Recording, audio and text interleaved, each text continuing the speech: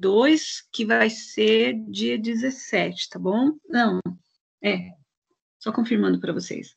O dia da aula de vocês é 18, 19, de vocês, tá? A semana do dia 19. Então, vocês vão começar, vocês vão fazer uma provinha sobre os transtornos. Então, a gente começou em outubro, depois da AP1, e todas aquelas aulas de outubro até aqui, nós vamos estudar e vamos fazer a prova na AP2, tá? Daí, quando vocês fizerem a AP2, vocês já vão estar se preparando para a entrega final do trabalho, tá bom? A gente conversa sobre as dúvidas, alguma coisa que vocês tiverem. A semana que vem, preparamos a prova da AP2, fazemos a aula 11 e encerramos assuntos de transtornos propriamente dito. Embora eles sejam temas muito complexos e muito associados à psiquiatria, eles são temas que nós vamos discutir para ficar só depois super obesidade para as 2 últimas aulas, tá bom? Então, praticamente 17 e 24, a semana do dia 17 e a semana do dia 24 de novembro são as últimas mesmo, e entrega o trabalho, aí a gente faz a finalização do trabalho, e daí a primeira semana de dezembro a gente já começa a fazer as finalizações, tá? Eu vou espelhar para vocês a aula 10, hoje, que é uma conversa sobre a prática do slide de vocês, tá bom? Da aula. Aqui tem uma mensagem para mim que nem todo mundo vai poder ver esse arquivo. Vocês podem abrir o de vocês, por favor? Eu estou pedindo aqui a aula, mas não sei se ele está vindo essa mensagem, que nem todo mundo pode ver. Eu queria deixar junto aqui conosco. Oi, professora. Eu procurei essa aula nos arquivos e, para mim, pelo menos, não estava disponibilizada. Só tinha até a aula 9. Ué? Não, eu coloquei para vocês com antecedência, Andréia. Vocês me pediram com antecedência. Ela aparece aqui, ó. Você consegue vê-la agora? Não, ela está aparecendo na tela. O que eu procurei um pouco antes da aula hoje foi porque eu gosto de imprimir e fazer as anotações na impressão. E aí eu não achei.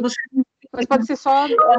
Ela está fora da ordem. Ela estava fora da ordem. Você não quer conferir novamente? Que eu vi que ela estava em terceiro lugar na lista dos arquivos. Se você ler para cima na lista, pode ser que você encontre. Então, professora, eu estou olhando aqui agora, a minha última é a aula 9.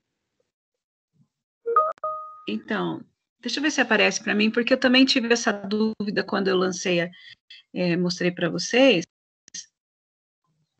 Mas eu não deixei de mandar para vocês. Quer ver? A Aline, vou ver se eu consigo. A Bruna, a Júlia falaram que não aparece para elas. Não aparece para elas, né? Mas eu mandei com antecedência para vocês a semana passada. Mas deve ter tido alguma coisa que não veio. Ué? Eu tô me sentindo tão, assim, importante, viu, André, de conseguir antecipar as aulas, mas aqui o arquivo não quer abrir para mim. Não sei por que ele não quer abrir. Vocês estão me dizendo, né, que aqui não aparece também, né? Né. Deixa eu só... Desculpa, gente, eu sempre faço com antecedência. Dessa vez eu fiz uma listinha de todas as turmas que eu mandei, a de vocês está aqui também, que foi enviado. Bom, mas a gente pode correr o risco de se enganar, mas o Teams não se engana, né? Deixa eu só ver se ele baixa para vocês agora. Aí já entra bem bonitinho.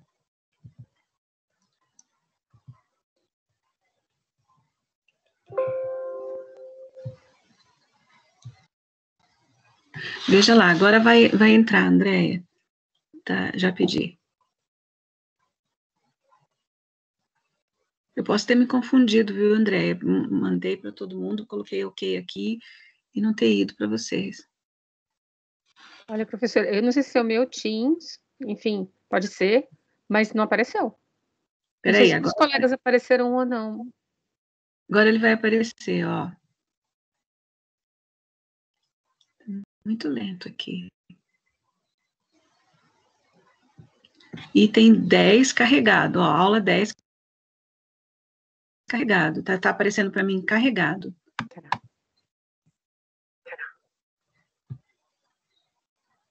Ó, é o terceiro arquivo da lista. Pode conferir, por favor. Agora apareceu. Isso. Eu vou pedir para ele ficar evidenciado. Peraí.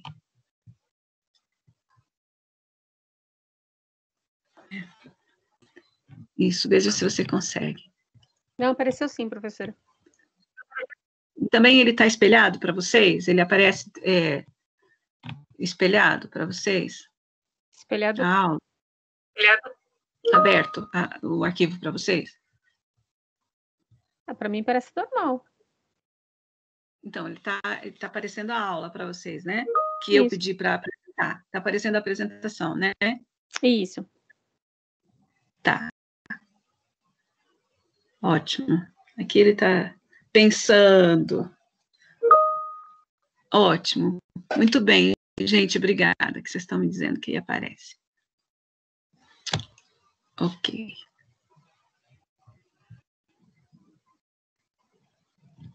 Tá, eu coloquei aqui transtornos alimentares e a prática do nutricionista e do psicólogo como uma tentativa da gente conversar sobre os métodos que são tão importantes para nós, né, para a gente começar a conversar, né, para a gente abrir uma discussão de finalização desses temas, porque são muito importantes e vocês, principalmente na turma de vocês, houve uma pergunta, e algumas perguntas, não foi nenhuma pergunta, sobre o que nós devemos fazer ou como nós devemos fazer.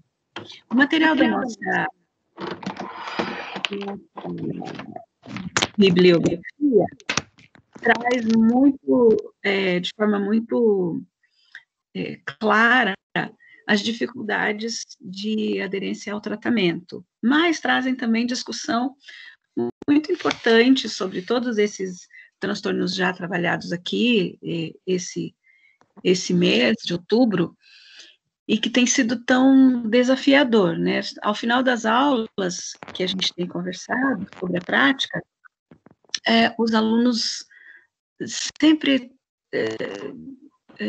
comentam e se dão conta de como essa área é complexa e de como ela tem dados que são que alguns profissionais se sentem um tanto quanto impotentes de trabalhar, né? Então, aqui está enumerado as listas, nesta lista, os episódios de compulsão, anorexia, bulimia, ortorexia e vigorexia, como os temas que a gente conversou nessas aulas, como se vocês não tivessem conversado ainda sobre esses assuntos. Obviamente, vocês já conversaram, já estudaram em outras disciplinas, mas aqui, sob o ponto de vista psicológico, o item 6 desse slide sugere que conversar sobre transtornos, eles podem, principalmente para o nutricionista, desenvolver a necessidade de se considerar a depressão e se considerar a ansiedade, e o luto, e a angústia, e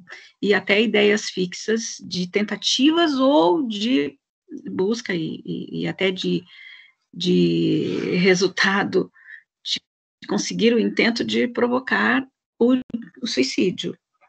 Então, assim, nós estamos numa interface de áreas muito complexa e que não é impossível de tratar, mas que é considerada os assuntos mais complexos. Então, nós estamos tentando conversar sobre essas mudanças e sobre as nossas práticas nas mudanças de comportamento dessa área.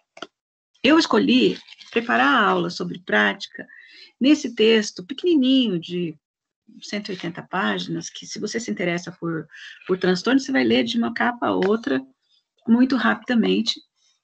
Ele foi preparado no começo do semestre para conversa de aula, nas aulas sobre prática, e ele tem alguns 3 ou 4 capítulos que falam especificamente dessa dificuldade e desse desafio para o profissional da nutrição e para o profissional da psicologia associar essa compreensão do discurso do paciente à prática que nós vamos sugerir, ou vocês vão sugerir, e de mudança de hábito, de observação do comportamento, de cuidado com as compras e com os estoques de alimentos, de mudança no manuseio dos alimentos, nas receitas. Quer dizer, então, quando você aborda o paciente, você já tem muitas tarefas na primeira consulta, que é você alinhar tudo aquilo que ele está pensando a respeito de nutrição e perceber o que ele deseja da nossa tarefa, e concordar com ele em algumas coisas e sugerir mudanças, demonstrando para ele que a gente não concorda com o que está acontecendo com ele, e principalmente que, se está diagnosticado um transtorno, que ele está diante de um grandíssimo problema, que é uma doença. Então, assim, muitos chegam para nós querendo eliminar peso, ou querendo eliminar, no caso, a ansiedade que provoca o aumento de peso, e a pessoa não se dá conta de que ela está imersa em uma patologia. Então, que ela está com dificuldades porque ela tem uma patologia. Então, um primeiro ponto sugerido já nesse texto da Henriette Abramides Bucaretti, que é uma autora da área de vocês, que organiza esse texto, então tem alguns capítulos que não foi ela que escreveu, mas um específico sobre bulimia e anorexia nervosas, ela é ela que escreve.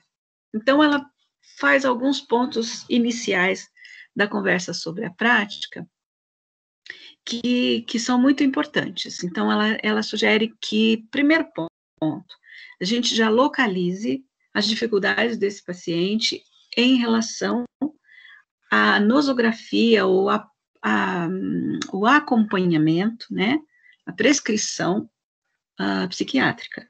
Então, vamos começar conversando sobre aquele paciente que ainda não está com acompanhamento psiquiátrico. Então, ponto de partida é considerar que dentro do campo de transtornos é preciso acompanhamento psiquiátrico.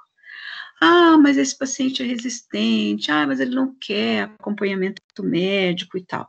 Bom, depois que você já percebeu que ele tem um quadro de transtorno, né, basta uma consulta, às vezes, de 40 a 50 minutos, o que é uma consulta extensa e muito detalhada, para você perceber que ele mesmo vai narrando as condições que ele está, ou quem está junto com ele vai narrando e ajudando a compor, e às vezes descrevem o transtorno de ponta a ponta, e você, ao final dessa conversa, você já não tem dúvidas que a pessoa está comprometida ou está se comprometendo à medida que o tempo vai passando. Então, primeiro ponto é considerar que em episódios de compulsão, em detalhes de anorexia, em detalhes de bulimia, que os pacientes costumam ter mais dificuldade de assumir ainda, que é doença e que a pessoa está com sintomas de doença.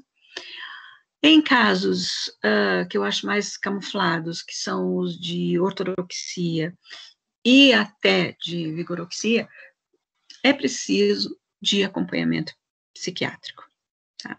E muitas vezes esse acompanhamento ele só é bem sucedido se o indivíduo faz uso da medicação adequadamente.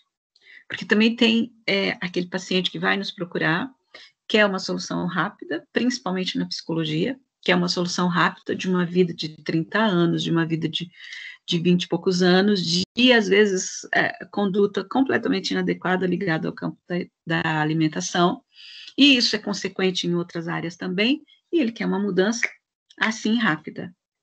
E nem sempre isso acontece. Então, é preciso fechar todas as brechas de acompanhamento desse paciente e situar esse paciente no campo da psiquiatria. Mas você é psicóloga, você não trata pela conversa e tal. o tempo da liberdade em relação a vencer essa patologia já passou. Então, a pessoa era livre para comer o que quisesse, por isso ela chegou nessa condição. Ela era livre para fazer as escolhas à mesa, mas ela chegou a essa condição. Então, esse tempo de liberdade, de respeitar, o que você gosta, e vamos fazer aqui um cardápio, passou. Agora é prescrição. Agora nós estamos na patologia, então nós já detectamos, nós estamos na patologia. Infelizmente é assim, a única coisa que a gente pode fazer e vai ajudar muito o paciente é o segundo ponto, que é a gente descobrir os motivos, junto com o paciente, identificar os motivos que levam ele àquele comportamento. Por exemplo, no caso das mulheres. Hoje nós vamos falar bastante das mulheres, porque a maioria dos textos dos especialistas de nutrição, principalmente nutrição comportamental, identificam 9 mulheres para um homem com o transtorno ligado à imagem corporal.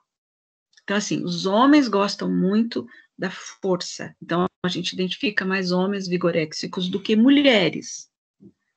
Porém, os transtornos ligados à imagem, à beleza, ao corpo ideal, à forma ideal, à conduta ideal, e sem ansiedade, e sem desespero, e sem pânico, é muito complexo, porque as mulheres são exigidas, veja o exemplo que essa autora dá, de séculos, de décadas, de tempos, agora muito presentes, que se exige um corpo maravilhoso, uma beleza cuidada e cuidadosamente estabelecida por um padrão aí midiático ou por padrão sociais e culturais.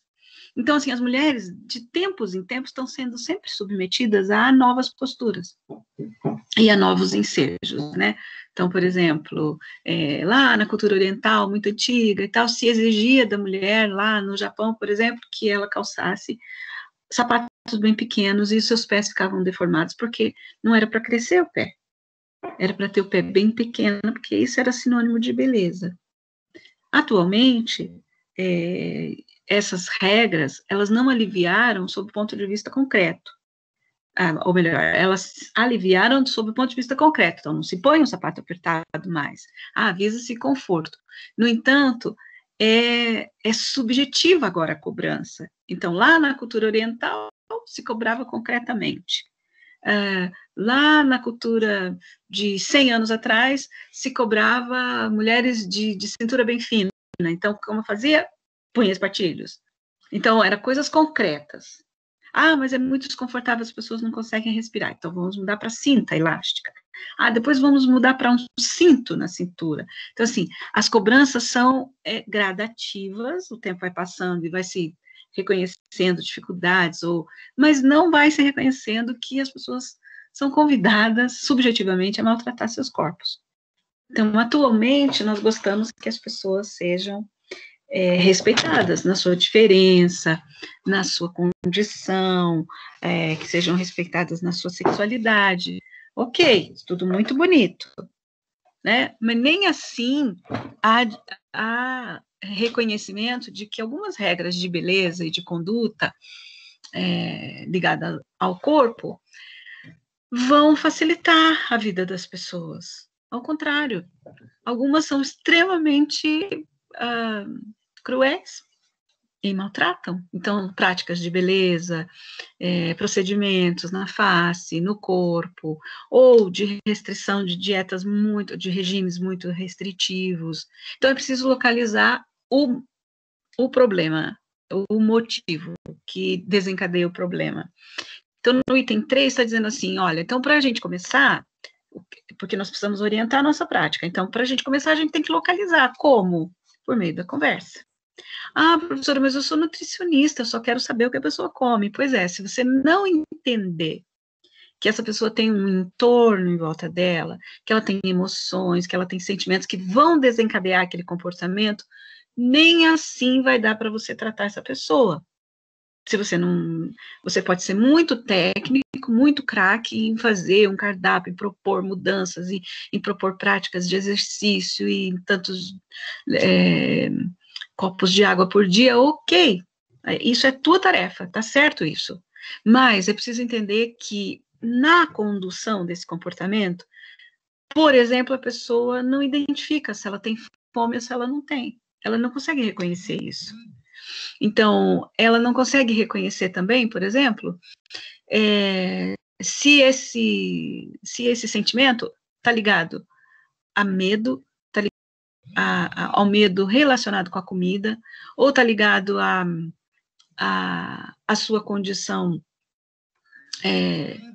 do cotidiano familiar, do convívio familiar, ou se ela está reconhecendo algum tipo de prazer, algum tipo de desprazer, ou se ela identifica que ela está descontrolada ou que ela não está, porque isso ajuda a compor a nossa proposta de ação. Então, a gente tem que saber como é que ela está lidando com isso. Por exemplo, se ela der sinais de que ela é uma pessoa extremamente ansiosa, então nós vamos sugerir o acompanhamento psiquiátrico e nós vamos querer saber o que é que acontece com ela que desencadeia essa ansiedade, que desencadeia essa situação. Às vezes a gente atende pessoas que vêm procurar a gente lá na clínica de psicologia porque são ansiosas. Tá.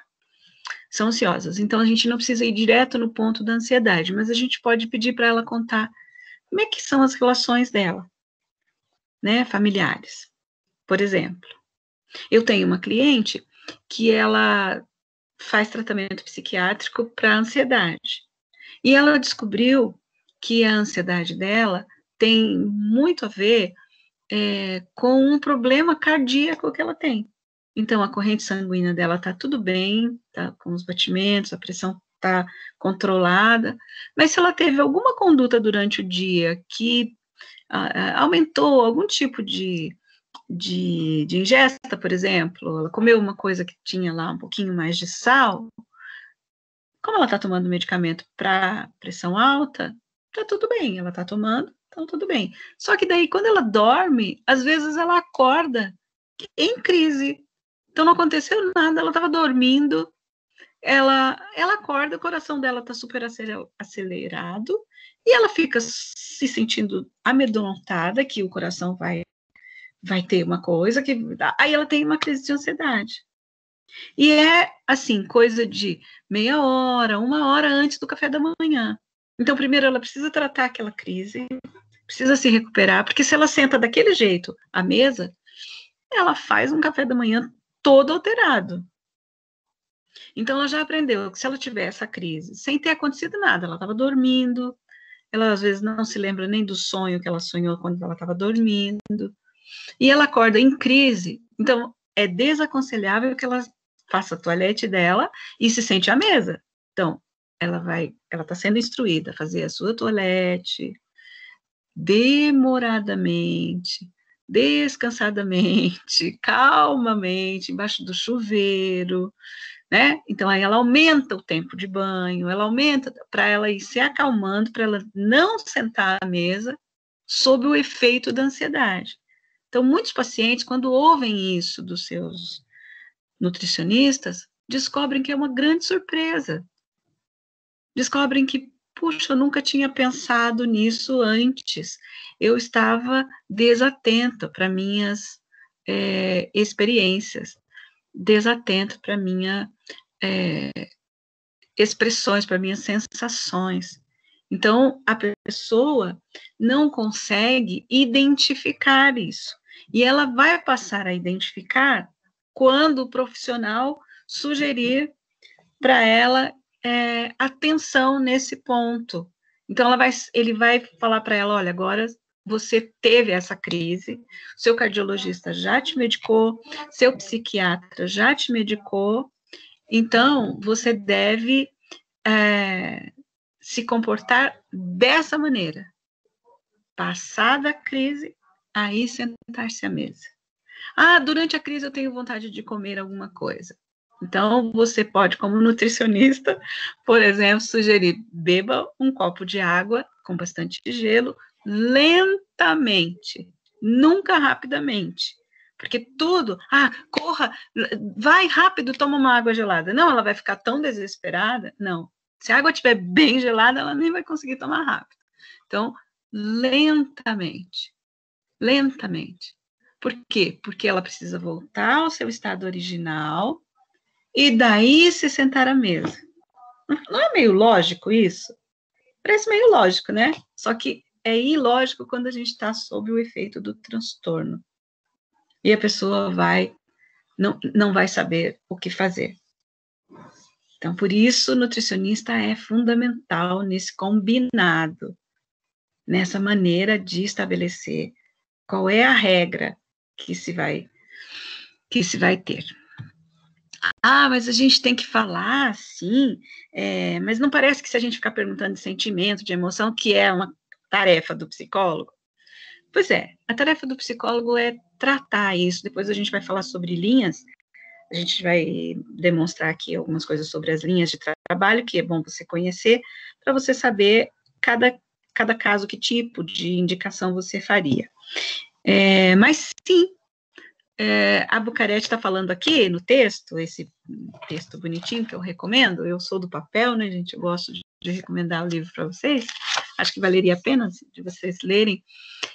A Bucarete está dizendo assim, olha, evidente que tratamento dos sentimentos, dos conflitos, dos afetos, são os psicólogos que estão habilitados a fazer, mas aqui você está numa proposta prática de lidar concretamente com os problemas.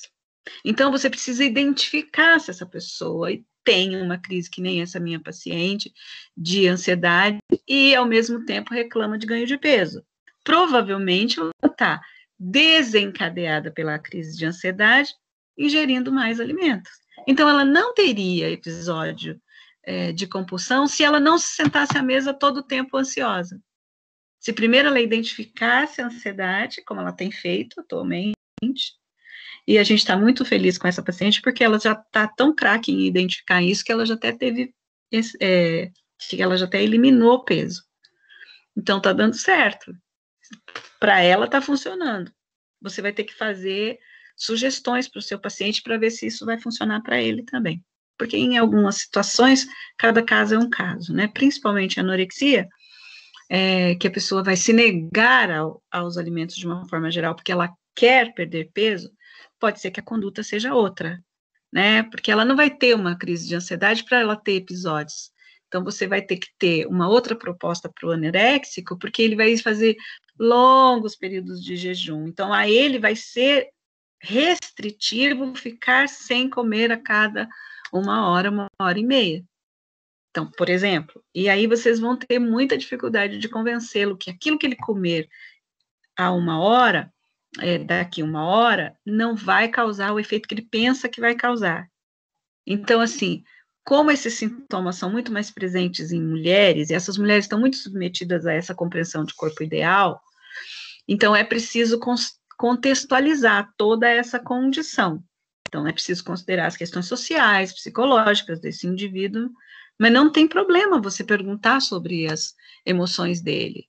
E você pedir para ele detalhar isso para você, porque você também não vai, então você tem que ter o acompanhamento psicológico. De repente, essa pessoa é muito determinada e vai seguir exatamente o que você está propondo.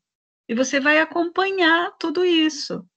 E isso acontece muito com os pacientes bem racionais, sabe? Pacientes que dizem, não, se você disser para eu fazer, fique tranquilo, eu vou fazer. Eu ponho aqui o despertador no meu telefone e é para comer o quê? É um quarto de uma maçã? Eu vou comer. É para comer 10 uvas? Pode deixar. Eu não como nem 9, nem 11. Eu como 10, porque você falou que era 10. Então, você vai ter paciente de todo tipo. Então, você tem que abraçar esse paciente, que é uma pérola, quando ele disser, não, você está falando, e você vai acompanhando. Se essas emoções, se esses sentimentos, se esses conflitos familiares, ou se esse isolamento, no caso dos adolescentes, começar a ficar acentuado, e ele não estiver cumprindo, aí sim você vai julgar, né, a necessidade de trabalhar. Os textos, a literatura de nutrição está sendo, assim, unânime em dizer, é preciso acompanhamento psiquiátrico e é preciso acompanhamento psicológico. Mas eu gosto que você julgue, porque você vai ser profissional que vai ter um alarme quando a pessoa tiver um excesso de preocupação com o corpo ideal. você vai perceber que acontece mais nas mulheres do que nos homens. E você vai analisar junto com a pessoa o que ela está contando da família dela, o que ela está contando do trabalho dela, da escola, ou dos encontros que ela tem com pessoas, isso considerando que não vai ser né, com uma vida, quando nós estivermos de volta ao convívio completo. Então, assim, para falar de episódios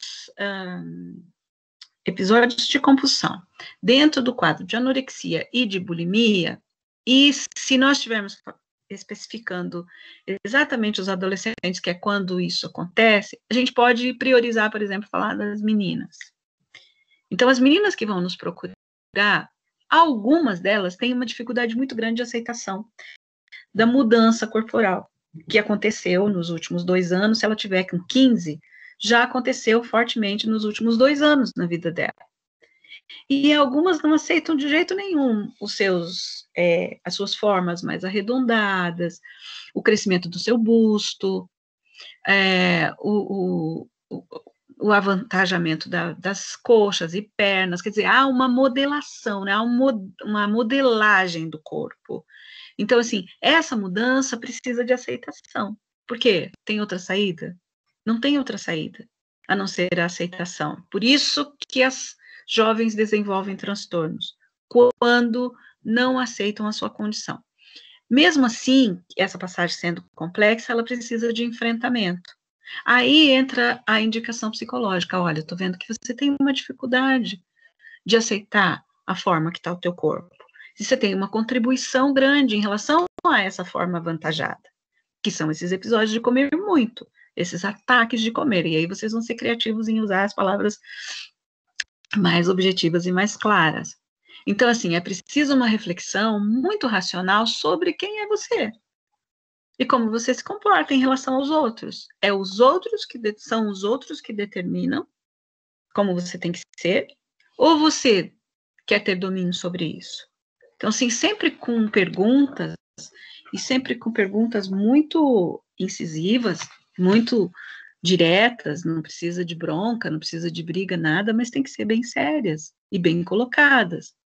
Por exemplo, eu recebo lá no consultório as pessoas que já estão afetadas e que choram muito porque não se localizam em relação à demanda de amor, à demanda de relacionamento erótico, de sexualidade, e isso é um grande problema. Isso é um grande problema, porque na adolescência, os adolescentes, principalmente atualmente, eles estão gostando muito, mas de uma forma geral, eles já são assim, de se lançar o experimento, de se lançar a experiência. Então, muitas vezes o adolescente está achando que, que legal, ter uma orientação homossexual ou homoafetiva, no entanto, ele está no momento de experimentar isso. Não quer dizer que ele necessariamente seja feliz com essa orientação, com essa experiência. Então, ele precisa de tempo para ele. Então, essas mudanças corporais, que muitas meninas identificam rapidamente, podem ser traumáticas, a gente diz, né? Podem ser muito acentuadas, e a pessoa pode sofrer muito, né, com a dificuldade de mudança dessas formas.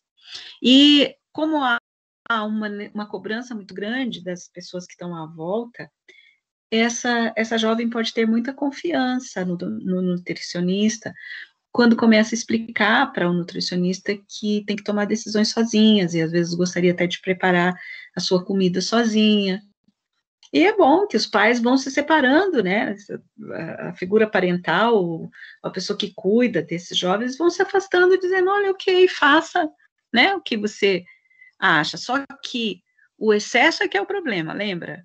Então, assim, nós vamos sugerir, olha, se você quer preparar a sua alimentação, ok, mas tome cuidado, porque você precisa de ser instruída a respeito do que é mais nutritivo, do que é mais adequado a você.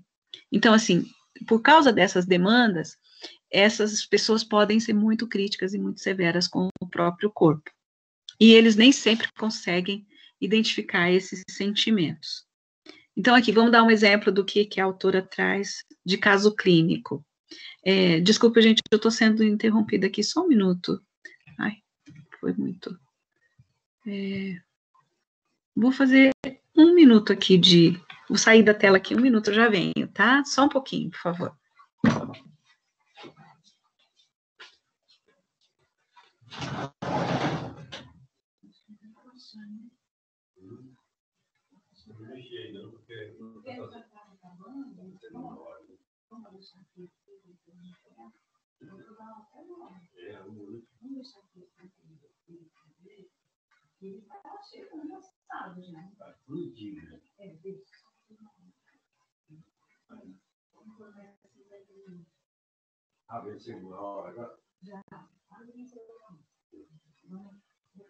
É 1h30, falou, né? 1h30, né? Daqui a pouco, daqui mais meia hora, você olha, então, você tira e olha.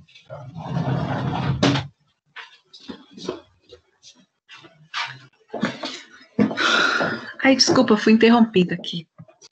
Então, voltando, ó, o texto apresenta esse caso aqui, que é um caso antigo, porque o texto ele foi publicado, eu tenho uma edição nova, mas ele é um caso, ele é um texto já de pesquisas mais antigas. Se bem que as práticas não se alteraram muito, assim, a gente está lendo artigos novos sobre pesquisa de práticas e de métodos assertivos na nutrição, em compartilhamento com os psicólogos e nutricionistas, mas os casos são muito típicos. Esse aqui foi escolhido para conversar com vocês, porque ele é bem referencial. Eu mesma, que atendo poucos casos clínicos de anorexia, tenho pouca experiência de atender, porque, em geral, já estão em clínicas médicas, né, e eu tenho um consultório separado de uma clínica médica, então, já atendi pessoas assim, que já estavam na indicação. Eu atendi meninas de entre 12, porque eu atendo crianças de 9 a 11, já atendi meninas de 12 anos, meninas de 11 anos, por causa da minha faixa etária de preferência de atendimento e de especialidade. Então, assim, já aconteceu comigo, que tenho menos experiência do que outros profissionais que trabalham só com transtornos.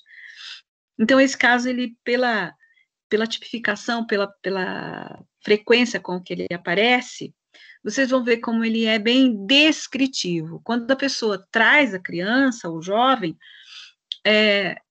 e ela vai narrando, ela vai dando o exemplo, você vai percebendo na descrição da pessoa como a pessoa está, como ela vai detalhando o caso clínico, como ela vai descrevendo o transtorno.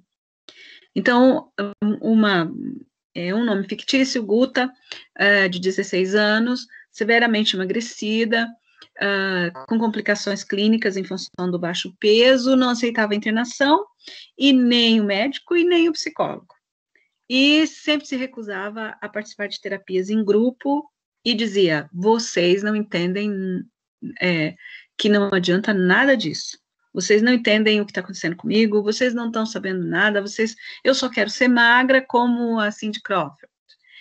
Cindy Crawford, para quem não conheceu, foi uma modelo muito famosa, muito, muito bonita, já é uma senhora, mas é bonita até hoje, com aquelas características de modelo, fotográfica e tal. Para aquela época final da década de 80 e 90, aquele padrão esguio de muita magreza, né, nos desfiles, e, enfim, ela é uma mulher muito bonita.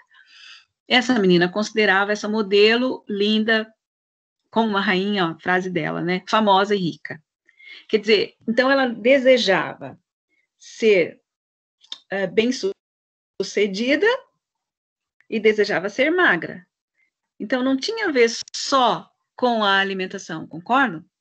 Tinha a ver com um estilo, com um jeito, com um modo de viver, que ela provavelmente fantasiou a respeito dessa celebridade ou desse ideal de vida. Então, a mãe da paciente descreveu bem como ela era. Então, a menina nasceu, a partir do momento que ela nasceu, eu gostaria que ela fizesse tudo que eu não fiz na vida, que ela conseguisse tudo que eu não consegui, que ela fosse tudo aquilo que eu não consegui ser. primeiro já um campo de expectativa em cima dessa garota. E aí ela relatou que a menina era dócil, boa aluna, educada, obediente, até 13 anos. Que a partir dos 13, ela começou a se preocupar demais com dietas, com regimes, restringindo muito os alimentos, não se alimentando e até entrou em anorexia. Aí, olha a última frase da mãe. Ficou feia, com penugem no rosto e quase sem cabelo. Quer dizer, então ela entrou profundamente na anorexia e já estava com complicadores clínicos. É aí que a gente pensa, tá, recebi uma paciente assim, o que eu vou fazer? Então, ó, o nutricionista vai ter que considerar toda essa narrativa de sofrimento e toda essa realidade. E muitas vezes ele vai até sugerir tratamento psicológico para a família ou para aquele membro da família, porque uma mãe que quer que a filha realize tudo que ela não conseguiu realizar, coloca as expectativas muito altas sobre a pessoa, né? Concorda? Então, muitas vezes a família, para conseguir ajudar o paciente na recuperação dele, desse transtorno, precisa entender, precisa apoiar, colaborar com o nutricionista, com os profissionais, precisa estar disponível a fazer tudo que for possível fazer. Então, é muito indicado que o profissional passe pelo menos por essas duas fases. Tá? Isso já é uma prática para muitos profissionais atuantes que estão seguindo as sugestões desses autores especializados. Então, vai acontecer, em relação à família, uma primeira fase que deve ser fundamental e que todos os nutricionistas devem cumprir. É sugestão de quem já está trabalhando há muito tempo e que precisa da participação da família. Então, o nutricionista deve informar, por isso chama fase informativa. Então, ele deve informar a família com informações básicas sobre a doença, como é a doença, sobre o tratamento, sobre a importância da participação dos membros nas sessões de apoio familiar. A essa altura, como nós estamos com redes muito informativas, né? Como as pessoas vêm falar conosco, desconfiadas já, que o filho tem tal e tal coisa, essas pessoas já leram muito a respeito. Então, aqui eu já incluiria uma discussão importante sobre essas quebras de notícias ou de informações que não são adequadas. Aqui é uma tarefa de vocês. Olha, tem um levantamento, tem blogueiros falando não sei o quê, tá, eu gostaria que você ouvisse o que eu tenho a dizer sobre isso. E aí você vai colocando todos os problemas relacionados à identificação dessa doença. Vamos supor que você localizou que essa pessoa está vivendo muita ansiedade por causa da compreensão da observação de ortorexia. Então, ela não é uma pessoa desinformada, ela vai chegar sabendo tudo que ela quer conversar com você. Então, por isso, é preciso ficar atento que tudo que essa pessoa vai comer já vai ser bem preparado, já vai ser cuidadosamente estudado e tal. O problema é fazer isso em excesso, então é preciso desenvolver nessa pessoa confiança nas escolhas dos alimentos que ela fez. Então, o nutricionista deve trabalhar na direção de capacitar os indivíduos a se comunicarem em família. Por exemplo, quer ver uma coisa que eu acho super danosa, e eu tenho falado isso com muita constância, e penso isso como pessoa, e penso isso como profissional.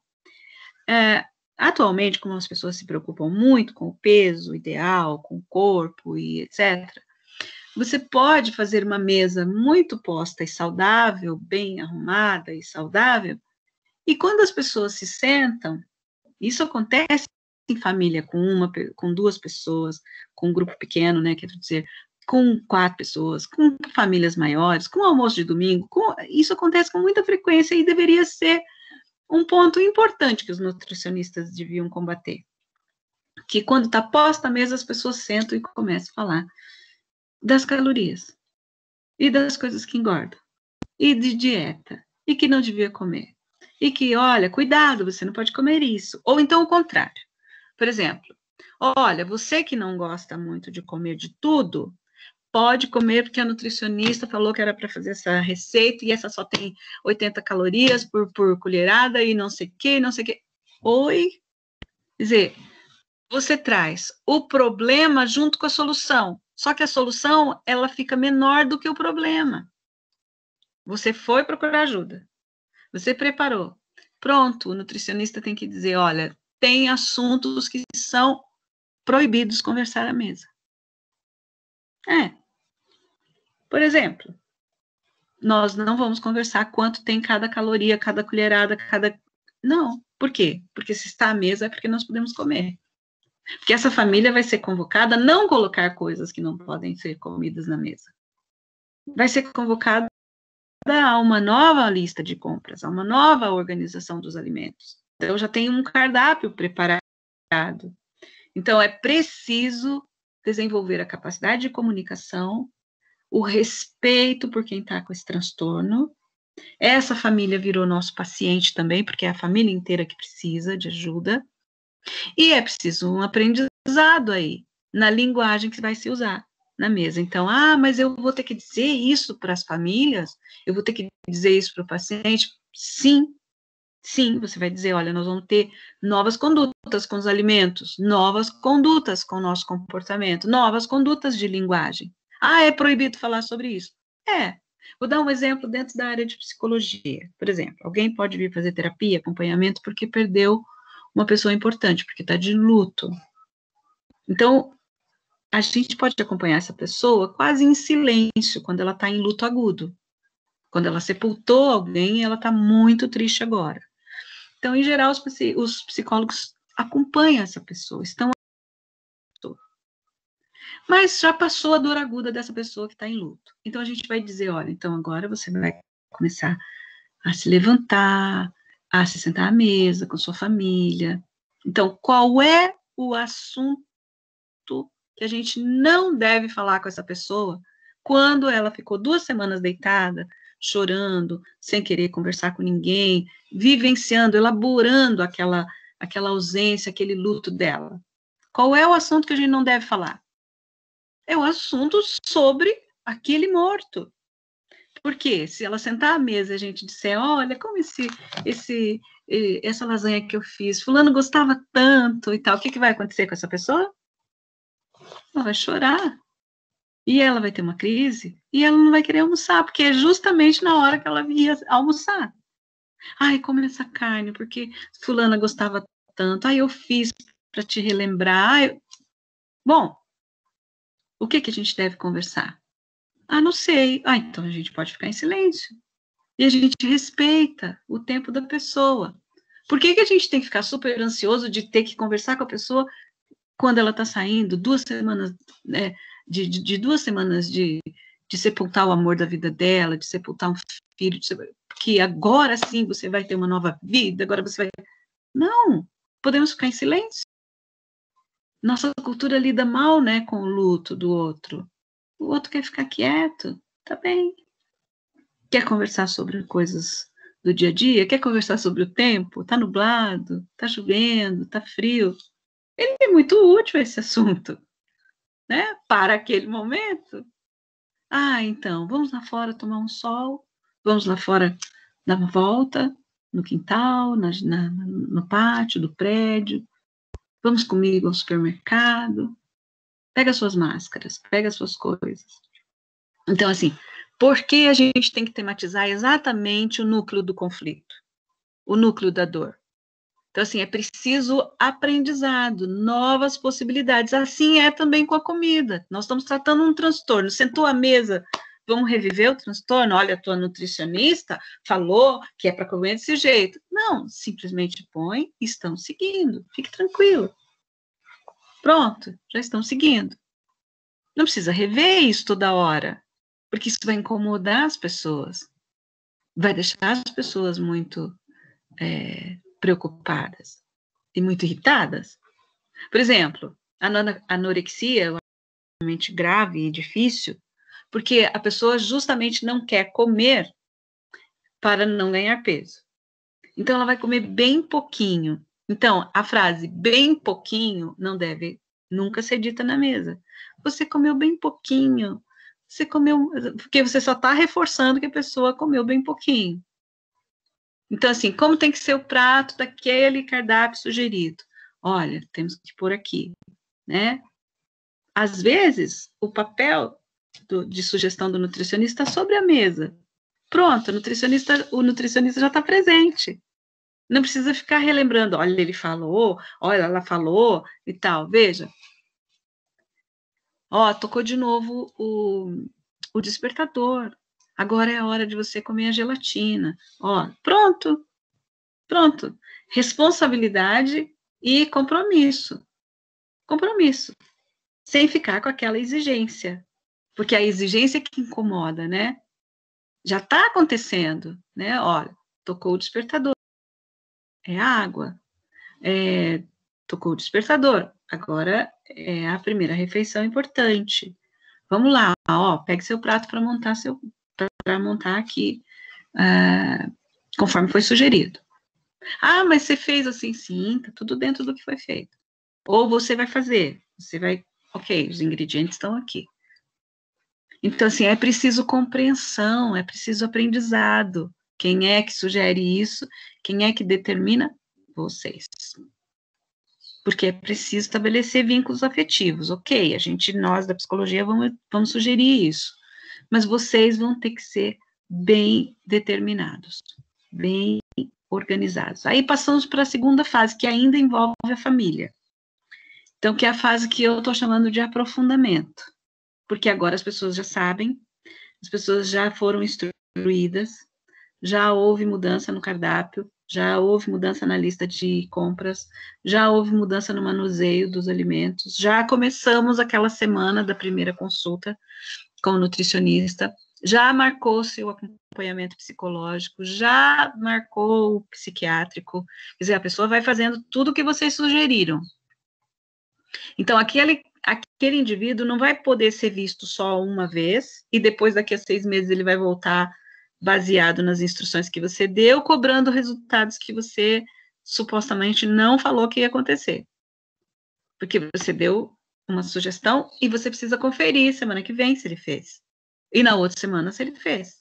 E na outra também. Ah, mas esse tratamento vai ficar muito caro, toda vez eu vou cobrar a sessão dele, o encontro com ele? Pois é. Se você estiver trabalhando numa clínica, vai ter lá um procedimento. Pode ser que você venha e passa pelo nutricionista, daqui uma semana você volta e tem o retorno. Então, você ganha uma sessão incluindo o retorno, como a maioria dos agentes de saúde trabalham. Depois, você vai ver esse paciente todas as semanas e vai cobrar 2 vezes. Então, você pode calcular, ou você vai cobrar uma sessão mais barata com menos tempo e vai diluir essa sessão no mês, e daí você vai encontrar essa pessoa por 20 minutos, uma vez por semana, e aí você tem que controlar isso na agenda. Por quê? Porque você precisa estar atento. Você não pode fazer esse paciente nem essa família se sentir impotente diante do tratamento. Ele tem que dizer como é que ele se sentiu em relação àquele cardápio inicial. E ele vai ficar muito incentivado. Vamos supor que seja um paciente que queira perder peso. E você já sugeriu coisas para ele. Eu tenho uma amiga que é nutricionista que ela gosta muito, quando a pessoa vai passar com ela pela primeira vez, ela gosta de dar uma tabuleta para essa pessoa que está na sala de espera, assim, já antes do horário dela. E ela tem uma fichinha que ela preenche, que a pessoa preenche, de coisas que a pessoa ama comer. Assim, tudo que você ama comer. Aí a pessoa deve enumerar. Tudo que você, ok, gosta, mas não come sempre. Ou come, mas não sei direito como que é o nome da coluna lá. Mas assim, a pessoa come, mas não passaria a vida sem comer aquilo. E aquilo que a pessoa odeia. Tudo que eu mais odeio. Aí tem lá a distribuição dos grupos de alimento para a pessoa poder preencher. E quando a pessoa entra, ela entrega essa fichinha para a nutricionista. Então, de cara, a nutricionista já tem assunto para falar com aquela pessoa. Então, tem pessoas que dizem, eu amo comer chocolate. Daí ela põe lá no topo da lista. Eu amo comer pão. Eu amo comer não sei o quê. Eu amo. Então, tem que, em geral, se for para perder peso, a minha amiga nutricionista, ela diz que essa lista é a maior, que a pessoa gosta mais, e a gente tem que localizar, se for para perder peso, o que a gente tem que substituir ou pedir para mudar a quantidade e poder introduzir outras coisas que ela não vai sentir tanta falta. Então, assim, é preciso lidar com essa sensação de que, não vou conseguir.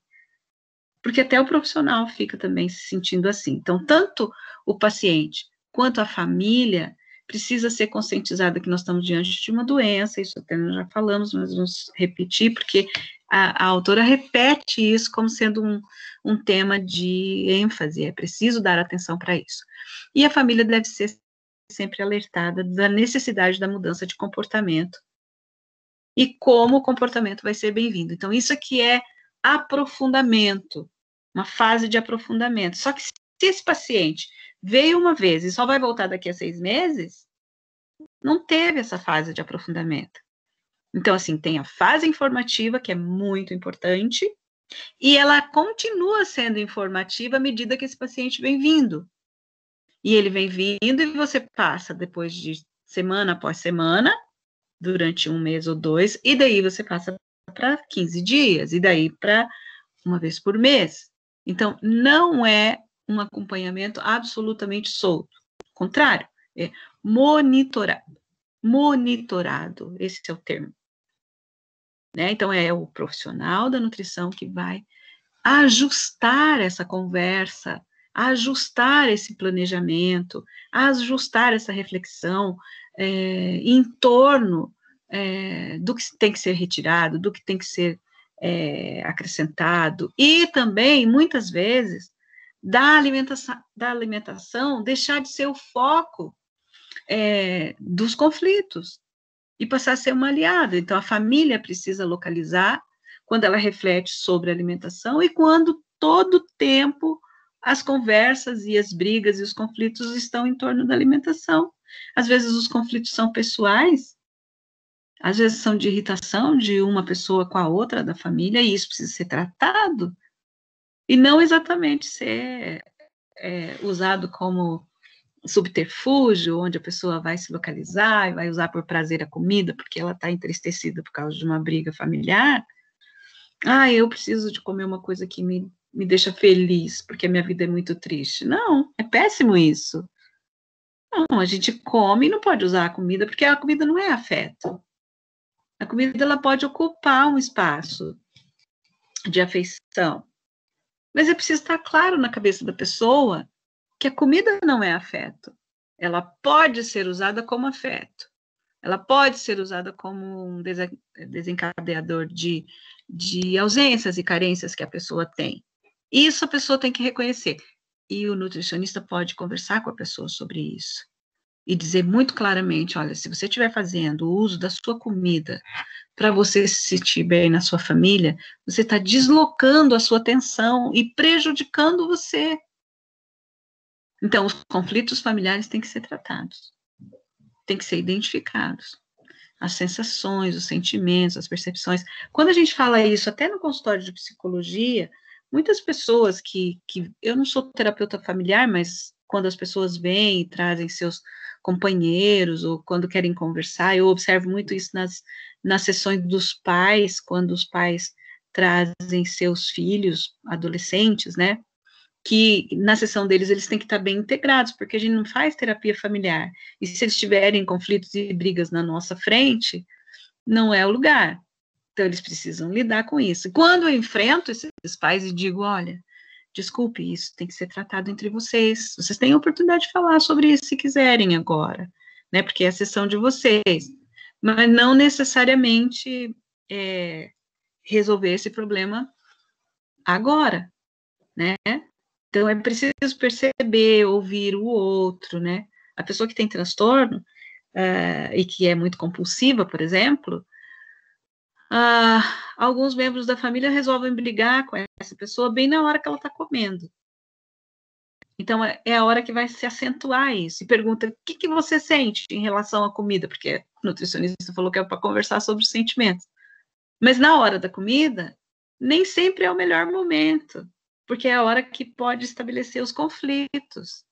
Então, assim, a pessoa que tem o transtorno vai falar a respeito e nem sempre os outros estão menos ansiosos para ouvir. E interrompem, muitos pacientes contam, não dá para conversar na minha família. Que eles me perguntam como eu estou me sentindo, mas quando eu vou dizer, eles me interrompem. Ah, porque você é assim, porque você... A pessoa nem terminou de falar. Então, quando você, nutricionista ou eu, da psicologia, falo para as pessoas, olha, se você perguntar, você vai ter que ouvir até o final. A pessoa leva um susto, porque ela acha que ela ouve. Mas ela é tão ansiosa que ela interrompe o paciente e não deixa a pessoa falar até o final. Aí você diz, olha, vamos conversar sério aqui. Aí a pessoa diz, não, mas eu pergunto o que ele sente. Então, vamos conversar sério. Você tenta de novo. Então, você é profissional que está tentando conversar com aquela mãe ou com aquele pai. E ele está dando sinais de como ele faz com o filho lá em casa. Ele nem ouve você que é profissional, quanto mais o que está transtornado lá em casa. Então, às vezes, a gente tem que ser... Eu não gosto de ser grosseira, eu cuido para não ser. Mas a gente tem que dizer, então, olha, tá vendo? Seu filho, eu falo assim porque eles são adolescentes e, às vezes, os pais que trouxeram, né? O seu filho, ele me falou mesmo que ele tenta conversar com você e você, às vezes, o interrompe. É isso mesmo? Aí a pessoa diz, ai, ele falou isso? Eu falo, né, às vezes, olha, eu estava tentando te dizer e eu percebi que você me interrompeu. Será que não é uma ansiedade tua muito maior do que a dele?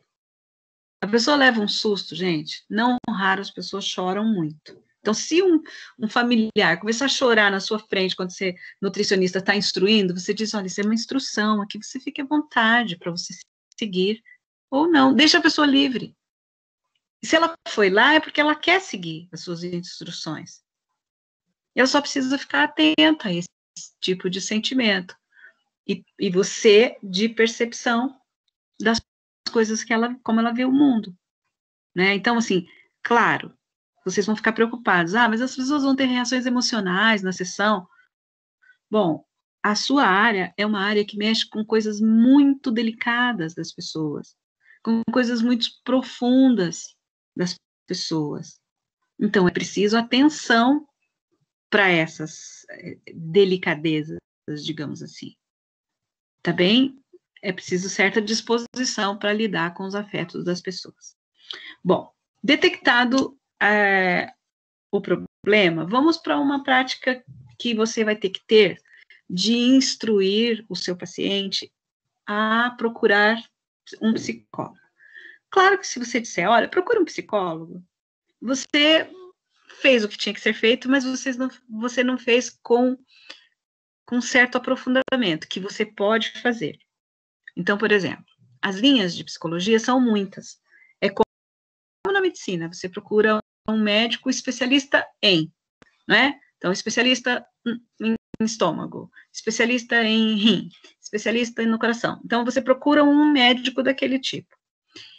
Mas você poderia procurar um clínico, e o clínico vai dizer para você o que fazer. Então, o psicólogo seria esse clínico. Se você disser, procure um psicólogo, você está dizendo, procure um clínico de psicologia. Então, você não está dizendo qual clínico procurar. E aqui tem sugestões de linhas. Eu pus 4 linhas, a última é a minha que eu trabalho, mas só para vocês conhecerem, tá? Então, assim, quando a gente diz, olha, procure um psicólogo da linha comportamental, a gente está dizendo que a proposta é de controle de comportamento. Então, se você detectou que o seu paciente precisa controle de comportamento, você pode sugerir a linha chamada TCC, que não é o trabalho de final de curso, que é terapia cognitiva comportamental. Cognitiva porque faz o indivíduo pensar a respeito, e comportamental faz ele reconhecer o comportamento. Então, aquele psicólogo não vai trabalhar com ele conversando sobre o passado, sobre sua mãe, não, vai conversar sobre o comportamento atual. que você faz e o que você poderia fazer. O que você está impedido de fazer e o que você deve fazer. Não é o que você pode, é o que você deve fazer. E isso envolve todas as reações corporais que o indivíduo tem. Então, por isso, ela é tão bem-vinda ao campo da nutrição. E ela é a primeira especialidade de psicologia sugerida, porque tem a ver com o comportamento, tem a ver com controle desse comportamento. Então, por exemplo, o que o bulímico faz que a gente quer mudar? O bulímico provoca vômito autoinduzido, porque ele comeu grande quantidade. Então, ele comeu e bebeu grande quantidade. Ele vai, faz de conta, pôr o dedo na garganta e vai vomitar. Alguns voltam e querem comer mais. E conseguem, porque vomitaram. Então, ao bulímico, vai ser sugerido que ele não ingira líquidos. Ah, como? Se as pessoas têm que tomar 2 litros de água por dia. Pois é, nós vamos ter que diminuir esse líquido. Então, como é que a gente vai fazer? Olha, não vai tomar líquido durante a comida. Ah, mas eu não consigo, tá? Pois é. Então, para você conseguir, nós vamos fazer o seguinte. Primeiro, você nem vai pôr o líquido na mesa. Mas você tem muita dificuldade, então, nos primeiros dias, você pode colocar um copo americano com 1/4 de líquido, bem pouquinho, ou meio. E daí você vai molhar a sua boca. E daí você vai tirar da sua boca. Por quê? Porque o seu cérebro vai interpretar que você bebeu. Ah, mas eu não tenho controle. Bom, você veio para um tratamento. Se você veio para um tratamento, logo você vai ter que seguir as nossas instruções. Toda vez lembrando a pessoa. Ah, mas eu não consigo pôr só 1/4 de dedo, porque na minha família todo mundo põe o suco à mesa.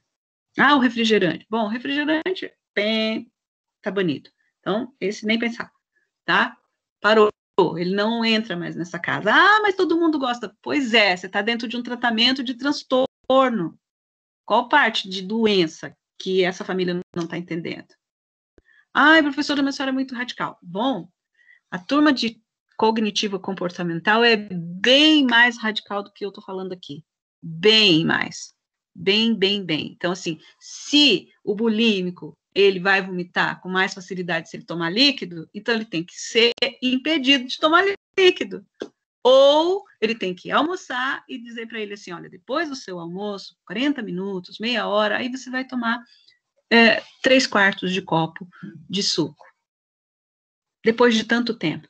Por quê? Porque o cérebro dele vai começar a não necessitar mais, à medida que no começo vai ser difícil, mas depois ele vai se acostumar. Isso vai ser diluído durante o dia. Não pode ser tudo de uma vez.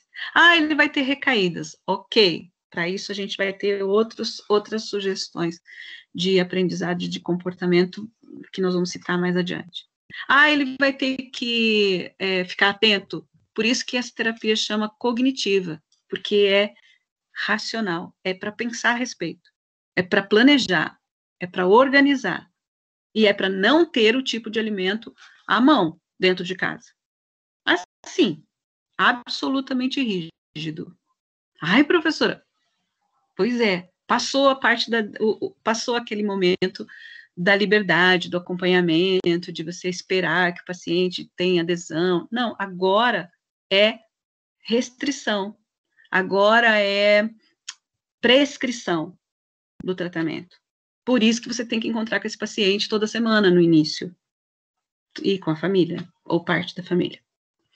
Segunda linha sugerida, psicanálise. Então, você tem um paciente que é extremamente falante, e conta para você, e conta coisas do passado, e conta. Essa pessoa quer falar sobre as coisas dela. Então, há uma linha da psicologia que prioriza o discurso e a história do indivíduo. Essa linha chama psicanálise. Então, é mais indicado para esse paciente, principalmente os ortoréxicos, os vigoréxicos, que eles procurem análise. Eles vão conseguir falar sobre suas coisas e sobre as decisões inconscientes que eles tomam, né? Então, por quê? Porque a gente tem uma força inconsciente, essa linha foi criada por Freud, E Freud acreditava na força inconsciente que nós temos de tomada de decisão. Então, você vai reconhecer que talvez ele pudesse procurar análise, para ele poder não tomar decisões tão inconscientes, para isso vir mais à tona, para as tomadas de decisão vir mais à tona. Bom, psicodrama. Psicodrama é uma outra linha que eu pessoalmente acho sensacional, que usa técnicas de encenação das cenas cotidianas, da vida cotidiana. Então, assim, o psicodrama, o terapeuta sugere que a pessoa venha no consultório e venham pessoas da família para representar o que está acontecendo. E, às vezes, os terapeutas sugerem mudanças de papéis. Então, as pessoas começam a ver e se colocar concretamente na posição do outro.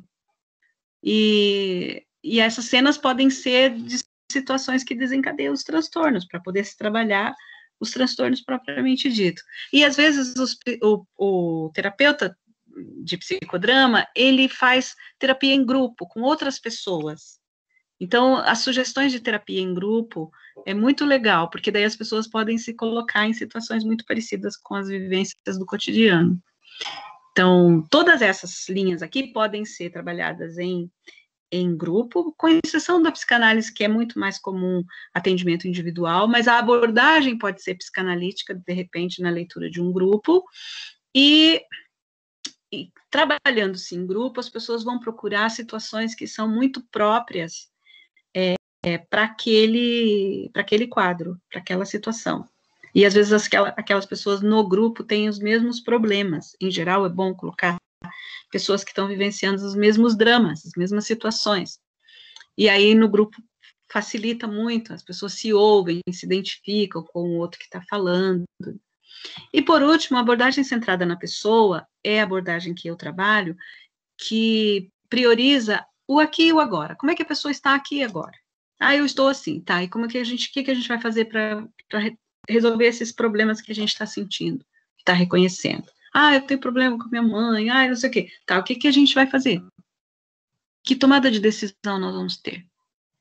Ah, minha mãe fez isso para mim uma época, tal, tá bem, ok, já fez. Tá. Então, a meta é a gente ser autônomo para lidar com isso, né, e buscar aceitação, o mais que a gente puder. Tá, você gostaria de conversar com sua mãe sobre isso?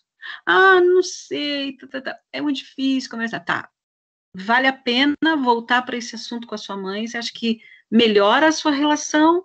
Melhoraria a sua relação? Ou ia espandongar de vez? Ah, não sei se ia espandongar, mas eu não acho que não vou falar, não. Bom, então a pessoa tem que analisar isso. O terapeuta, ele visa facilitar as descobertas dos pacientes. E é chamado também de psicologia humanista, tá? Que respeita o indivíduo na sua condição.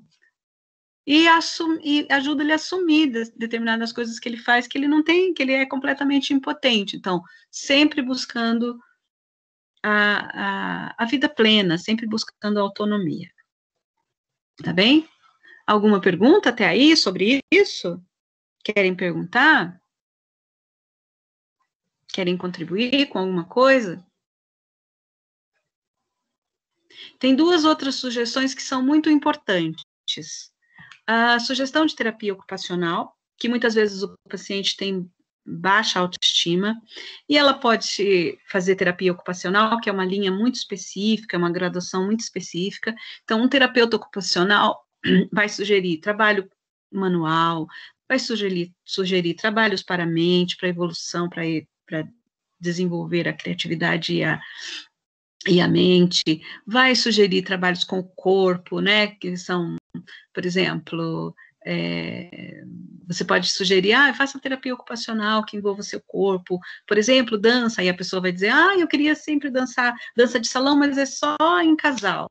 Pois é, mas dança de salão pode ser, as escolas estão sugerindo, danças coreografadas, aí a pessoa vai se envolver com um grupo, vai fazer exercício porque vai dançar, vai treinar, vai fazer uma fantasia, vai aprender a mexer com com objetos, porque cada um faz sua fantasia, vai se encontrar com esse grupo, vai sair passear com esse grupo, enfim, ela começa a desenvolver uma coisa que é para ocupar, passa a ser completamente terapêutico, né, e traz condição para esse paciente conversar sobre suas coisas, sobre seus conflitos com outras pessoas que enfrentam as mesmas dificuldades.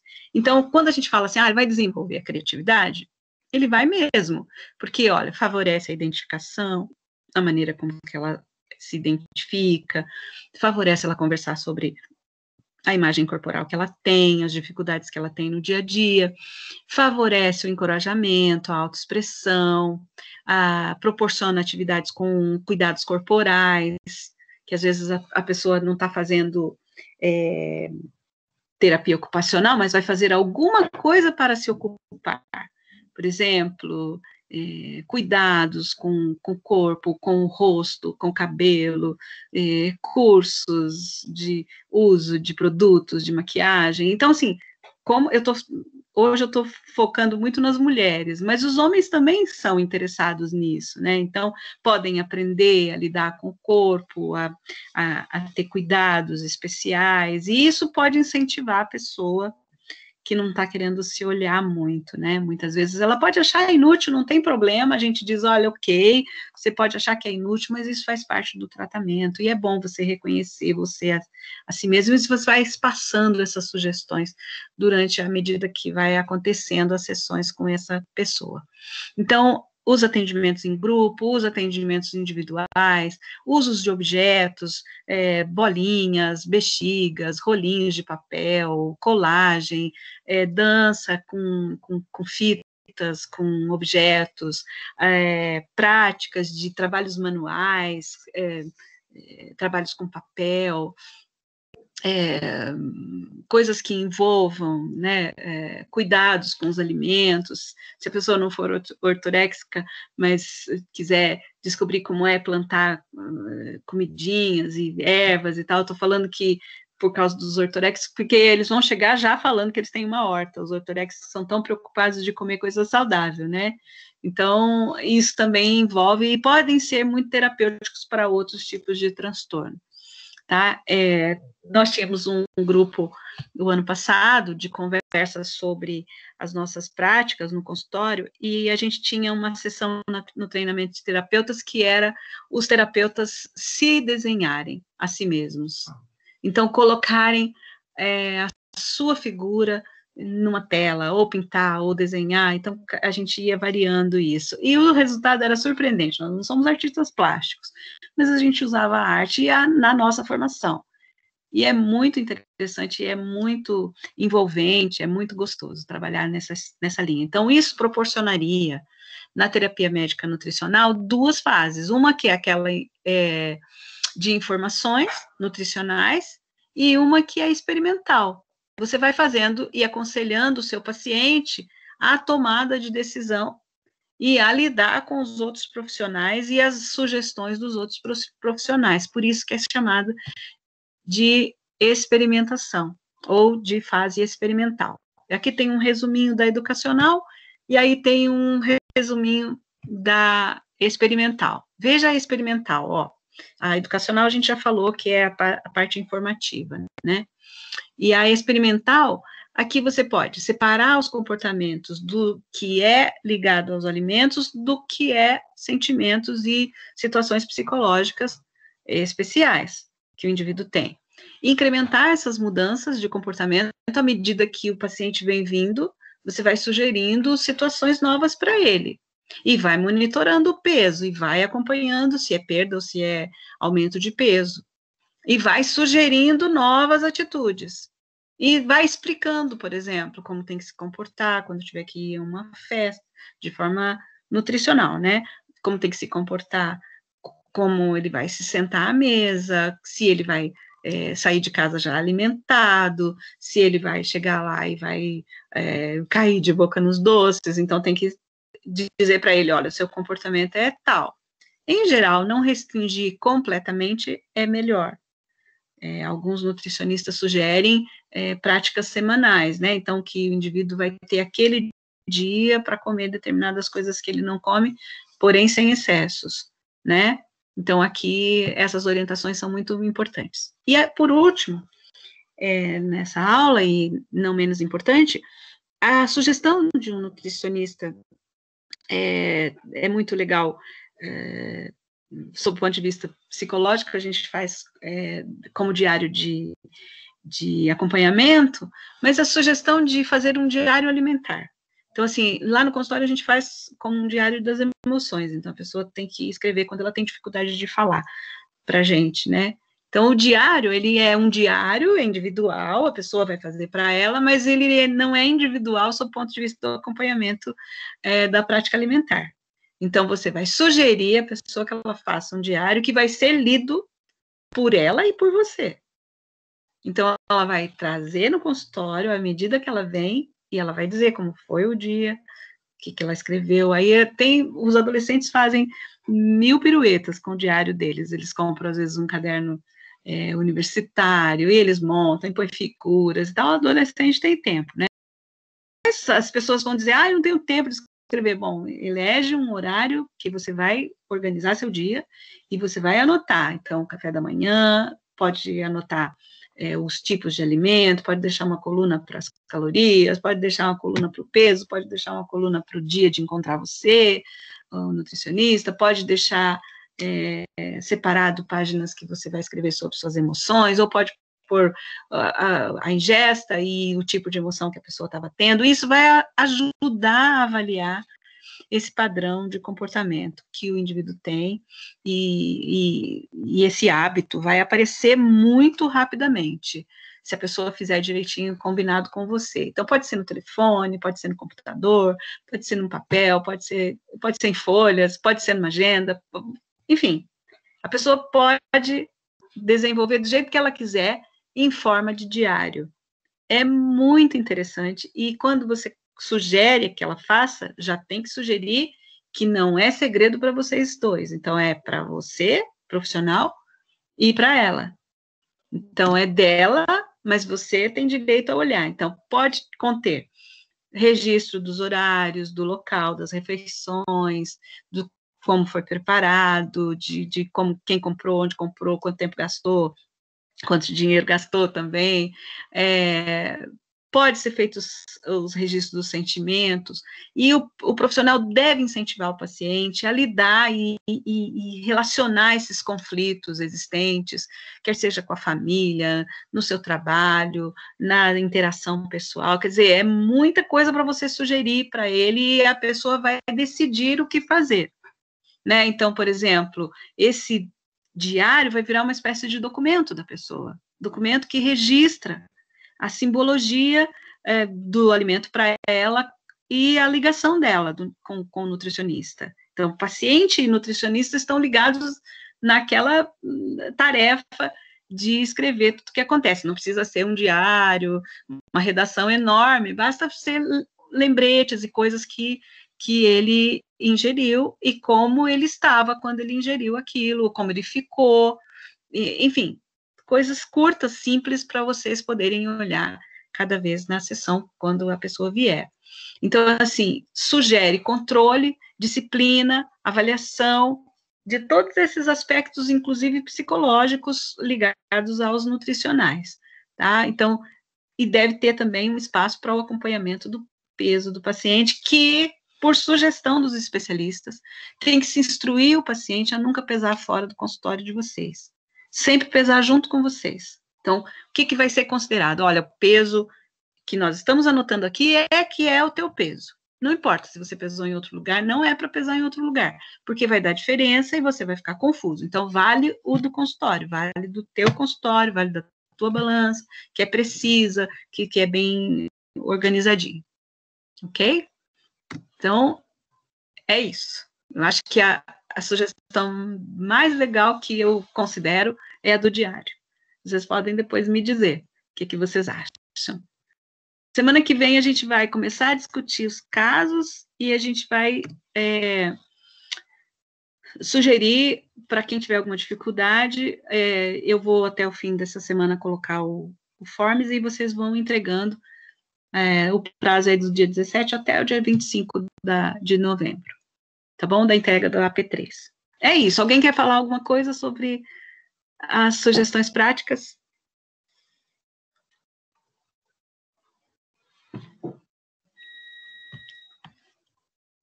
Não? Ninguém? Oi, tá bem, professora. então eu vejo vocês. Oi, desculpa, pois não. Não, imagina. É rapidinho, é só que Pode falar. eu acho que é um assunto que, pelo menos para mim, eu vou ter que parar e digerir tudo isso, ler de novo, ler com calma, para fazer uma digestão de tudo isso, para pensar nas melhores maneiras de aplicação. Sei, porque é desafioso, né? É um belo, é um Desafiante. problema que é um belo desafio, né? Lógico que a gente não sabe na vida clínica o que vai acontecer no futuro, mas acho que a gente saber ter o norte e saber como